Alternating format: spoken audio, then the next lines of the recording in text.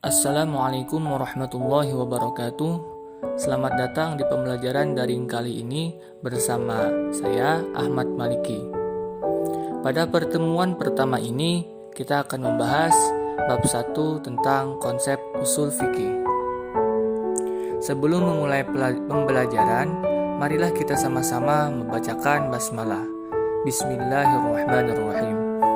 Untuk tujuan pembelajaran, jadi setelah mengikuti pembelajaran lewat WA atau Classroom, siswa diharapkan mampu memahami dan menjelaskan apa pengertian objek, ruang lingkup, dan tujuan dari konsep usul fikih. Kemudian, peta konsep. Konsep usul fikih ada 4. Yang pertama pengertian, kedua objek, ketiga ruang lingkup, dan keempat tujuan. Masuk pembahasan pertama yaitu pengertian fikih. Kata fikih ditinjau dari segi bahasa berasal dari kata kerja dasar bahasa Arab, yaitu faqaha yufaqihu faqihan, yang memiliki arti yaitu memahami secara mendalam, mengerti, dan ahli. Fikih ditinjau dari segi istilah dikutip sebagaimana pendapat Abdul Wahab Khalaf, yaitu al-fiqhu huwa majmu'atul ahkamu syar'iyyah al-amaliyatul mustafadah min adillatihat tafsiliyah. Artinya, fikih adalah kumpulan atau ketetapan hukum syara' yang berkenaan dengan perbuatan manusia yang diambil dari dalil-dalilnya yang jelas dan terperinci. Kemudian lagi, pengertian usul fikih. Usul fikih ditinjau dari segi bahasa, terdiri dari 2 kata yaitu usul dan fikih. Kata usul, al-usul adalah bentuk jamak dari kata al-asl, yang berarti sesuatu yang menjadi dasar atau landasan bagi lainnya. Adapun kata al-fikih sebagai yang diuraikan tersebut berarti paham atau mengerti secara mendalam. Lanjut B, objek pembahasan fikih dan usul fikih. 1. Objek pembahasan fikih. Ilmu fikih merupakan cabang atau furu' dari ilmu usul fikih. Yang menjadi objek pembahasan dari ilmu fikih adalah perbuatan mukallaf dan nilai-nilai hukum yang berkaitan erat dengan perbuatan tersebut. Dapat dikatakan pula bahwa perbuatan seorang mukallaf itu berkaitan erat dengan taklif syar'i, yang menjadi beban seorang mukallaf dalam berbagai aspek kehidupannya. Berbagai aspek kehidupan mukallaf meliputi aspek yang pertama, muamalah, yang kedua, jinayah. Aspek ibadah menyangkut hubungan vertikal antara manusia dengan Allah Subhanahu wa Ta'ala, dan juga menyangkut segala persoalan yang berkaitan erat dengan urusan mendekatkan diri kepada Allah Subhanahu wa Ta'ala. Contohnya seperti sholat, puasa, zakat, dan haji, serta berbagai bentuk amal kebaikan yang lainnya. Dari sini pula muncullah istilah ibadah mahdah dan ibadah ghairu mahdah. Pembahasan yang kedua yaitu objek pembahasan usul fikih. Objek pembahasan ilmu usul fikih adalah syariat yang bersifat kulli atau yang menyangkut dalil-dalil hukum. Baik dalil-dalil hukum ini menyangkut dalil-dalil hukum nas yang terdapat dalam Al-Quran dan Al-Hadis, maupun dalil-dalil yang ijtihadiyah. Dalil-dalil yang ada dalam Al-Quran dan Al-Hadis kajiannya berkaitan dengan berbagai bentuk karakteristik lafaz nas, yaitu yang pertama, lafaz nas dari segi bentuknya. Yang kedua, lafaz nas dari segi cakupannya. Yang ketiga, lafaz nas dari dilalahnya. Yang keempat, lafaz nas dari segi jelas dan tidak jelasnya serta macam-macam tingkatannya. Yang kelima, lafaz nas dari segi penggunaannya. Dan terakhir, hukum syara' dalam kaitannya dengan makna hukum, pembagian hukum dan objek serta subjek hukum. Dalil-dalil ijtihadiyah ini merupakan dalil-dalil yang dirumuskan berdasarkan ijtihad ulama.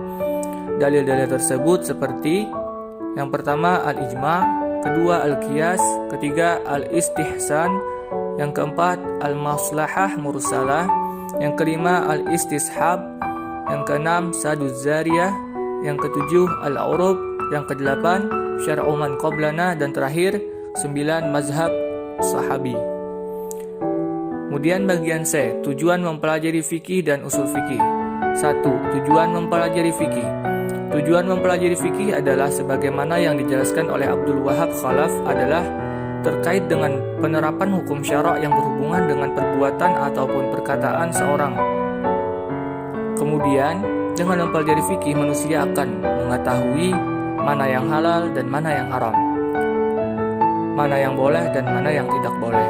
Kesemuanya itu merupakan kebutuhan manusia agar tercipta kemaslahatan dalam hidup dan kehidupan manusia baik di dunia maupun nanti di akhirat. Yang kedua, tujuan mempelajari usul fikih. Mengingat posisi usul fikih ini sangat vital dalam hukum Islam, maka mengetahui tujuan mempelajari usul fikih ini sangat penting. Para ulama telah menyimpulkan bahwa mempelajari usul fikih sesungguhnya akan membawa seorang muslim sampai pada pemahaman tentang seluk-beluk dan proses penetapan hukum dan dalil-dalil yang melandasinya. Di samping itu, mempelajari usul fikih untuk menjadikan kita paham secara mendalam tentang berbagai ketentuan hukum seperti ibadah, muamalah, dan uqubah. Secara lebih rinci, Wahbah Zuhaili menyebutkan bahwa tujuan dan manfaat mempelajari usul fikih itu sebagai berikut. Yang pertama, mengetahui kaidah-kaidah dan cara-cara yang digunakan oleh fuqaha atau mujtahid dalam istinbat hukum syara'. Yang kedua, untuk memperoleh kemampuan dalam melakukan istinbat hukum dari dalil-dalilnya, terutama bagi mujtahid. Yang ketiga, bagi mujtahid khususnya, akan membantu mereka dalam melakukan istinbat hukum dari dalil-dalil nas. Dan keempat, mempelajari usul fikih adalah merupakan jalan untuk memelihara agama dan sendi-sendi hukum syariat beserta dalil-dalilnya. Yang kelima, mampu menerapkan kaidah-kaidah usul fikih dalam menghadapi dan menjawab kasus-kasus baru yang tidak ditemukan dalilnya dalam nas secara tekstual. Kemudian bagian D, menganalisis pertumbuhan dan perkembangan fikih dan usul fikih. 1. Pertumbuhan dan perkembangan usul fikih. Ulama telah membagi kepada beberapa periodisasi dari pertumbuhan dan perkembangan fikih sebagaimana dijelaskan oleh Jadul Haq Al-Jadul Ali Jadul Haq bahwa pertumbuhan dan perkembangan fikih itu dapat dibagi menjadi 5 periode. Pertama, periode Nabi dan masa kedatangan Islam. Kedua, periode sahabat dan tabi'in.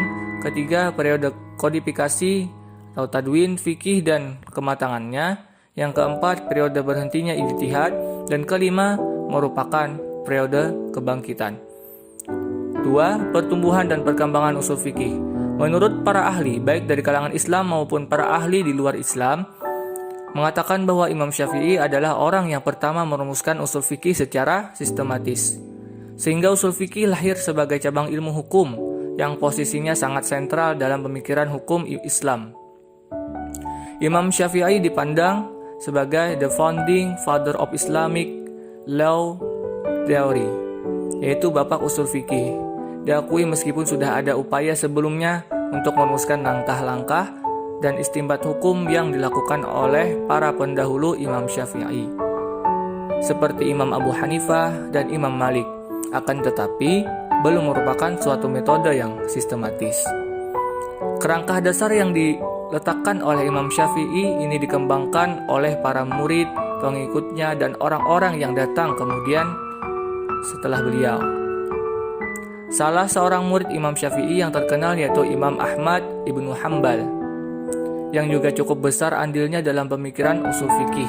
Langkah-langkah istinbat hukum yang digariskannya suatu Alkitab, As-Sunnah, Al-Ijma', Al-Qiyas, Al-Istishab, Al-Maslahah Mursalah, dan As-Saduz Zariyah. Selain tokoh-tokoh yang telah disebutkan di atas, terdapat pula sejumlah ulama yang cukup berjasa dalam pengembangan usul fikih, di antaranya Daud ibnu Sulaiman Az-Zahiri.